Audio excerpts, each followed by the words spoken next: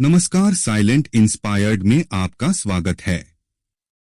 आज सुनिए मुंशी प्रेमचंद की लिखी कहानी पंच परमेश्वर। यदि आप हमारे चैनल पर नए हैं तो वीडियो को लाइक और चैनल को सब्सक्राइब जरूर कर ले। जुम्मन शेख और अलगू चौधरी दो पक्के दोस्त थे।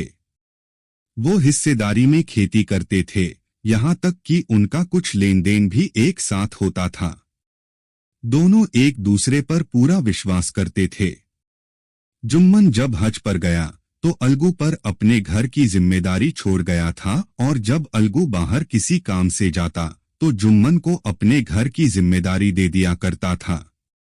अलग अलग धर्म के होने के बावजूद दोनों के बीच भाइयों जैसा प्यार था, और यही उनकी दोस्ती का मूल मंत्र भी था। जुम्मन शेख की एक बूढ़ी मौसी थी जिनके पास थोड़ी बहुत जमीन थी। जुम्मन के अलावा उसका कोई नहीं था। जुम्मन ने किसी तरीके से वो जमीन अपने नाम करवा ली थी। जमीन की रजिस्ट्री जुम्मन के नाम न होने तक मौसी का खूब ख्याल रखा गया। अच्छा खाना, अच्छा व्यवहार व आदर सब मिलता था, लेकिन एक बार जब रजिस्ट्री हुई तो ये सब भी जाता रहा। जुम्मन की बीवी रोटियों के साथ मौसी को ताने देने लगी। जुम्मन शेख भी कुछ नहीं कहता। जुम्मन की मौसी को उसकी बहू ताने मारती, 2-3 बीघा जमीन क्या दे दी, मानो मोल ही ले लिया हो। मौसी ने कुछ दिन तक तो ये सहा, लेकिन जब उससे रहा नहीं गया तो उसने इसकी शिकायत जुम्मन से कर दी। लेकिन जुम्मन ने औरतों के मामले में दखल देना सही नहीं समझा। कुछ दिन तक तो ये सब यूं ही चलता रहा, लेकिन जब मौसी से ये सब सहा नहीं गया तो उसने जुम्मन से कहा, बेटा अब मेरा तुम्हारे साथ निभ नहीं पाएगा।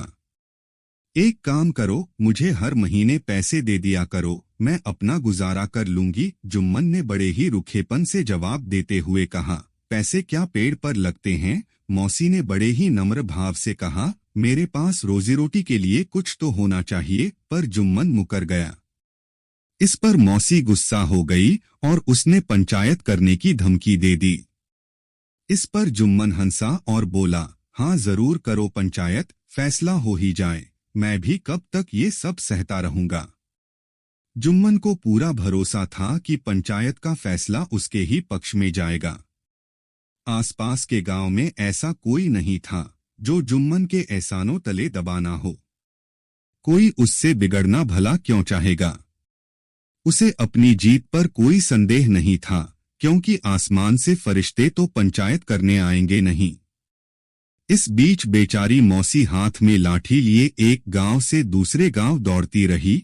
एक एक कदम चलना मुश्किल हो रहा था, लेकिन अब बात आन पड़ी थी तो उसका निर्णय होना तो जरूरी था। गांव में शायद ही ऐसा कोई शख्स होगा जिसको बुढ़िया ने अपना दुखड़ाना सुनाया हो। किसी ने तो बुढ़िया की बातों को ऊपर ऊपर से ही सुना, तो किसी ने उसके प्रति अपनी संवेदनाएं दिखाई। ऐसे बहुत ही कम लोग थे जिन्होंने बुढ़िया की बातों को गौर से सुना हो। सब तरफ घूम-घाम के अंत में बुढ़िया अलगू चौधरी के पास पहुंची। अपनी लाठी किनारे रखते हुए उसने अलगू से कहा, बेटा तुम भी मेरी पंचायत में आना। अलगू ने कहा, मुझे बुलाकर क्या करोगी मौसी, गांव के और लोग तो आएंगे ही। मौसी बोली, अपनी मुसीबत का रोना सबके आगे रो आई, अब आना न आना उनके अधिकार में है। इस पर अलगू ने कहा, आने को तो आ जाऊंगा मौसी, पर वहां मैं कुछ बोलूंगा नहीं। मौसी ने पूछा, क्यों। जवाब में अलगू ने कहा, जुम्मन मेरा पुराना दोस्त है और मैं उसके साथ अपना रिश्ता बिगाड़ नहीं सकता। मौसी बोली, तो क्या बिगड़ने के डर से अपने दिल की नहीं कहोगे। वहां अलगू मौसी के इस सवाल का जवाब नहीं दे सका, लेकिन उसके दिलो दिमाग में यह सवाल बार बार गूंजे जा रहा था। शाम के समय पंचायत बैठी। जुम्मन ने पहले से ही पंचायत के बैठने के लिए इंतजाम कर रखा था। पंचायत शुरू हुई और बूढ़ी मौसी ने पंचों से निवेदन करते हुए कहा, पंचों आज 3 साल हो गए, मैंने अपनी सारी जमीन जुम्मन के नाम कर दी। इसके बदले में इसने मुझे रोटी पड़ा देना मंजूर किया था। साल भर तो जैसे तैसे काट लिया, पर अब रोज रोज का सहा नहीं जाता। अब मुझे ना तो रोटी मिल रही है और ना ही कपड़ा। अब इस उम्र में कोर्ट कचहरी जा नहीं सकती, ऐसे में तुम लोगों के सिवा मैं किसे अपना दुख बताऊं? तुम्हारा जो फैसला होगा वह मैं मान लूंगी। रामधन मिश्र, जिनके कुछ परिचित असामियों को जुम्मन ने अपने गांव में बसाया था, उन्होंने जुम्मन से पूछा, हाँ मियाँ, तुम किसी पंच को बदलना चाहो तो अभी कर लो, बाद में जो पंच कहेंगे वो फैसला तुम्हें मानना होगा। जुम्मन को फिलहाल सदस्यों में वही लोग दिखाई दे रहे थे जिनसे किसी न किसी कारण उसका मनमुटाव था। जुम्मन ने रामधन मिश्र को उत्तर देते हुए कहा, मेरे लिए पंचों का हुक्म अल्लाह के हुक्म की तरह है, मुझे कोई आपत्ति नहीं। इस पर बूढ़ी मौसी जुम्मन से बोली, पंच किसी के दोस्त या फिर दुश्मन नहीं होते, अगर तुम्हारा किसी पर विश्वास नहीं है तो रहने दो, तुम अलगू को तो अच्छी तरह से जानते हो ना, तो मैं उसे ही सरपंच बनाती हूँ। यह बात सुनकर जुम्मन अंदर ही अंदर बहुत खुश हुआ। अपनी भावनाओं को छुपाते हुए जुम्मन ने कहा, चलो अलगू चौधरी भी ठीक है, मेरे लिए तो जैसे रामधन वैसे अलगू। अलगू ने जैसे ही यह बात सुनी तो वो थोड़ा असमंजस में पड़ गया। वो इससे कन्नी काटना चाहता था, सो वह बोला, अरे मौसी, तुम तो जानती हो कि मैं और जुम्मन बहुत अच्छे दोस्त हैं। इस पर मौसी ने थोड़ा गंभीर होते हुए कहा, बेटा, दोस्ती के लिए कोई अपना ईमान तो नहीं बेचता, पंच तो खुदा का ही नुमाइंदा होता है। इस पर अलगू चौधरी ने जुम्मन से कहा, देखो, मैं और तुम पुराने दोस्त हैं, हमने हमेशा एक दूसरे की मदद की है, लेकिन अब पंचों से जो भी निवेदन तुम्हें करना है वो करो। अलगू की बात सुनकर जुम्मन ने सोचा कि अलगू ये सब बातें केवल दिखावे के लिए ही कर रहा है, इसलिए जुम्मन पूरे विश्वास के साथ बोला, पंचों, मेरी मौसी ने अपनी जमीन मेरे नाम कर दी थी, इसके बदले में मैंने उनका ख्याल रखना कबूल किया था। इस बात का खुदा गवाह है कि मैंने आज तक अपनी मौसी को किसी तरह की कोई परेशानी नहीं आने दी, लेकिन औरतों में आपस में अनबन रहती है, इसमें मैं क्या कर सकता हूँ। इसके अलावा मौसी मुझसे अब महीने का खर्च अलग से देने को बोल रही हैं। इन्होंने मेरे नाम अपनी कितनी जायदाद की है ये सभी लोगों को पता है, और उससे इतना लाभ नहीं कि मैं मौसी का महीने का खर्च निकाल सकूं। दान पत्र में भी इस तरह के खर्चे का कोई जिक्र नहीं है। अगर ऐसा होता तो मैं इस तरह के झमेले में पड़ता ही नहीं, बाकी पंचों को जैसा ठीक लगे वैसा फैसला करें। अलगू चौधरी को कभी कभार कचहरी का काम पड़ ही जाता था, इसलिए वो कानून के बारे में अच्छी समझ रखता था और कानून का भी पक्का था। इसलिए उसने जुम्मन से तर्क करना शुरू किए। अलगू का एक एक सवाल जुम्मन को बहुत खटक रहा था। वो इस बात को लेकर हैरान था कि अभी थोड़ी देर पहले तक तो अलगू किस तरह की बातें कर रहा था और अब एकदम से ना जाने उसे क्या हो गया। जुम्मन अभी इसी सोच विचार में था कि इतने में अलगू ने अपना फैसला सुनाया। जुम्मन, पंचों ने तमाम दलीलों को ध्यान में रखते हुए यह निष्कर्ष निकाला है कि मौसी को तुम्हें हर महीने खर्चा देना ही पड़ेगा। अगर तुम्हें यह फैसला मंजूर नहीं हो तो जो जायदाद को लेकर करारनामा है उसे रद्द समझा जाएगा। फैसला सुनकर जुम्मन के होश उड़ गए। उसे यह समझ नहीं आ रहा था कि यह फैसला उसका दोस्त सुना रहा है या फिर उसका कोई दुश्मन। उसे ऐसा लगा रहा था जैसे उसे किसी ने बहुत बड़ा धोखा दिया हो। अब जुम्मन को बस हर वक्त यही बात खाए जा रही थी कि वो अपने साथ हुए उस धोखे का बदला कब ले। आखिर वो दिन आ ही गया और जुम्मन को अलगू से बदला लेने का मौका भी मिल गया। अलगू बटेसर से बैलों की एक जोड़ी खरीद कर लाया था, जिसमें से एक बैल की मौत हो गई। इस पर जुम्मन सबसे कहता फिरता, यह तो उस धोखे की सजा है। इंसान चाहे कुछ भी करे लेकिन वो खुदा सब देखता है। वहीं अलगू चौधरी को इस बात का शक था कि उसके बैल की मृत्यु ऐसे ही नहीं हुई है, बल्कि हो सकता है कि जुम्मन ने बैल को जहर दिया हो। चौधराइन ने भी इसे लेकर हामी भरी। इसी बात को लेकर एक दिन चौधराइन और जुम्मन की बीवी के बीच में काफी बहसबाजी भी हुई। अब अलगू को यह समझ नहीं आ रहा था कि वो अकेले बैल का करे भी तो क्या करे। गांव में ही एक समझू साहू नाम का व्यक्ति था। वो इक्का गाड़ी चलाता था। उसका काम गांव से गुड़ लाद कर शहर की मंडी ले जाना और वहां से तेल व नमक आदि लाना था। समझू का मन अलगू के बैल पर आ गया था। उसने देखा कि बैल काफी अच्छा है तो दिन में 2 से 3 चक्कर शहर के हो जाएंगे, तो उसने इस बारे में अलगू से बात की और एक तय दाम में बैल ले जाकर अपने खूंटे में बांध दिया। समझू को नया बैल क्या मिला वो फूले ना समाता। दिन में 4-4 चक्कर शहर के लगाने लगा। ना उसे बैल के चारे की फिक्र होती और ना ही उसके पानी की। रात को बस रूखा सूखा भूसा सामने डाल दिया करता था। बेचारा बैल दम नहीं ले पाता था कि समझू उसे फिर हाँक देता। एक दिन शहर का चौथा चक्कर लगाकर समझू साहू वापस आ रहा था। उसने इक्के पर 2 गुना वजन लादा था। दिन भर की थकान से बैल मुश्किल से ही चल पा रहा था।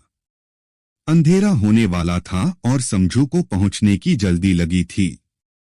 ऐसे में वो उसे कोड़े मारकर भगाता जाता, लेकिन अंत में जानवर से सहा नहीं गया और वो धरती पर गिर पड़ा।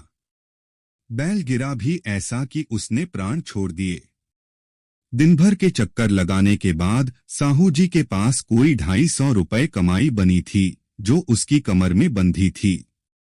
इसके अलावा नमक के बोरे भी गाड़ी में थे। ऐसे में गाड़ी को छोड़कर भी वो जा नहीं सकता था। इस तरह उसने रात को वहीं रुकने का फैसला किया। पहले हुक्का और फिर चिलम पीकर साहू जी अपनी नींद को भगाने की कोशिश करते रहे, लेकिन ना जाने कब आंख लग गई।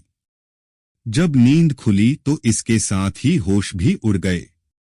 कमर से बंधी थैली गायब थी। इस घटना को करीब 1 महीना बीत गया। अलगू जब अपने बैल के पैसे लेने साहू जी के पास गया तो मामला ही उल्टा पड़ गया। साहू तो साहू, उसकी बीवी भी उस पर झल्ला पड़ी। साहू बिगड़ते हुए बोला, यहाँ हमारी पूरी कमाई लूट गई और इन्हें अपने पैसों की पड़ी है। कमजोर बैल थमा दिया और अब उसके भी पैसे मांगने चले। अगर तसल्ली नहीं मिलती तो हमारा बैल बाहर बंधा है, उसे ले जाओ, महीना 2 महीना उससे काम करवा लो, इससे ज्यादा क्या लोगे। अलगू पहले तो शांत रहकर मामला दबाने में लगे रहे, लेकिन यहाँ सवाल पैसों का था तो वो भी गुस्सा पड़े। दोनों का शोर सुनकर गांव के और लोग भी इकट्ठा हो गए। दोनों को शांत करवाते हुए उन्हें पंचायत करने की सलाह दे डाली। अलगू चौधरी और समझू साहू दोनों इसे लेकर राजी हो गए। फिर क्या था, घटना के ठीक तीसरे दिन पंचायत बैठी। रामधन मिश्र ने कहा, देर क्यों करें, अपने पंचों का चुनाव कर लो। बोलो अलगू, तुम किसे पंच चुनोगे। अलगू ने कहा, समझू साहू ही इसका निर्णय करें। इस पर समझू खड़ा हुआ और बोला, मैं जुम्मन शेख को चुनता हूं। जुम्मन का नाम सुनते ही अलगू चौधरी पीला पड़ गया। इस पर रामधन ने पूछा, क्यों अलगू, तुम्हें इस बात से कोई आपत्ति तो नहीं। अलगू ने उत्तर दिया, मुझे कोई आपत्ति नहीं है। जुम्मन ने जैसे ही सरपंच का स्थान ग्रहण किया, उसके मन में यह भाव पैदा हुआ कि मैं इस वक्त धर्म के सबसे बड़े स्थान पर बैठा हूं। मैं जो कहूंगा वो अल्लाह की आवाज होगी, इसलिए मुझे सत्य के मार्ग पर ही चलना है।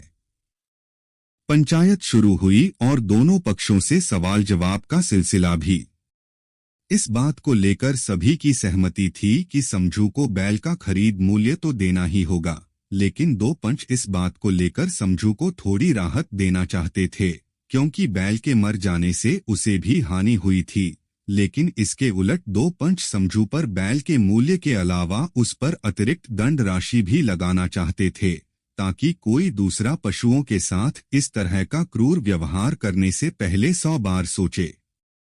अंत में जुम्मन खड़ा हुआ और फैसला सुनाते हुए बोला, अलगू चौधरी और समझू साहू पंचों ने पूरे मामले पर अच्छी तरह से सोच विचार कर यह निर्णय लिया है कि समझू साहू अलगू चौधरी को बैल के पूरे पैसे देगा, क्योंकि जब बैल खरीदा गया था तो उसे कोई बीमारी नहीं थी। बैल की मौत उस पर किए जुल्म और कड़े परिश्रम से हुई है।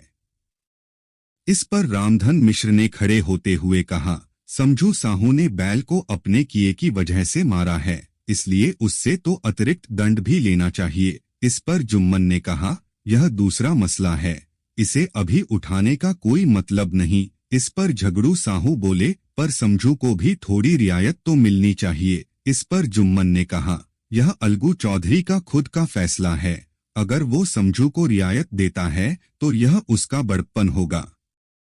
पंचों का यह फैसला सुनकर अलगू चौधरी बहुत खुश हुआ और जोर से नारा लगाते हुए बोला, पंच परमेश्वर की जय। पंचायत में मौजूद सभी लोग अलगू के साथ यह नारा लगाने लगे। हर कोई जुम्मन के न्याय नीति की तारीफ कर रहा था। पंचायत खत्म होने के बाद जुम्मन अलगू के पास आया और रोते हुए उसे गले लगा लिया। जुम्मन बोला, भाई अलगू, जब तुमने मेरी पंचायत का फैसला सुनाया था तो मुझे बहुत बुरा लगा था और तब से मैं तुम्हारा शत्रु बन बैठा था, लेकिन आज मुझे इस बात का एहसास हुआ कि जब हम पंच का स्थान ग्रहण करते हैं तो ना कोई किसी का दोस्त होता है और ना ही दुश्मन। सच और न्याय के सिवा कुछ भी समझ में नहीं आता है। यह बात सुनकर अलगू चौधरी भी रोने लग गया। दोनों के बीच जो बुराई का मैल था वो आंसुओं से धुल गया और दोनों की दोस्ती और पक्की हो गई। कहानी से सीख, जब हमारे हाथ में निर्णय लेने की शक्ति हो तो हमें किसी के साथ पक्षपात नहीं करना चाहिए। एक आदर्श न्यायकर्ता वही है जो सबको समान रूप से देखे।